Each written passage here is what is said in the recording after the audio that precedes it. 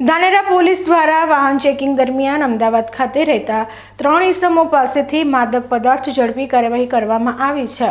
ધાનેરાની સરહદો પરથી વિદેશી દારૂની સાથે માદક પદાર્થોને લઈને પણ કાર્યવાહી થતી આવી છે।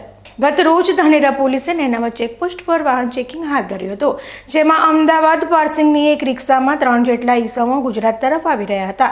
શરૂઆતમાં ધાનેરા પોલીસે 3 ઇસમોના પરિચયને પૂછપરછ કરતા અમદાવાદ ખાતેના દાણી લીમડા વિસ્તારના ઇકબાલ વલીમ મોહમ્મદ મેમણ, અમદાવાદના જુહાપુરા વિસ્તારના મોહમ્મદ શાહરૂખ મહેબૂબ હુસૈન મિર્ઝા અને અમદાવાદના સરખેજ વિસ્તારના ફૈજાન અહેમદભાઈ ગુલામભાઈ શેખ આ 3 ઇસમોની તપાસ કરતા ઇસમો પાસેથી માદક પદાર્થ મેફેડ્રોન મળી આવ્યું હતું।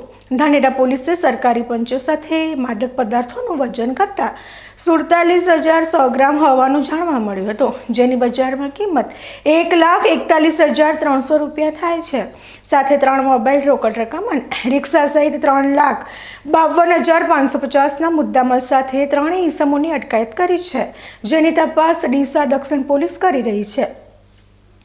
પ્રાથમિક તપાસમાં ઇસમો પોતાના માટે માદક પદાર્થ લાવ્યા હોવાનું પોલીસ સમક્ષ કબૂલાત કરી છે। ગુજરાતના અનેક વિસ્તારોમાં યુવાનો હવે મોટા પ્રમાણમાં ડ્રગ્સના રવાડે ચડ્યા છે। ધાનેરા પોલીસના હાથે લાગેલા ઇસમો પણ 25 થી 30 વર્ષની વયના છે, જો કે નશાના રવાડે ચડેલા યુવાનો જાતે પોતાના જીવનને બરબાદ કરી રહ્યા છે।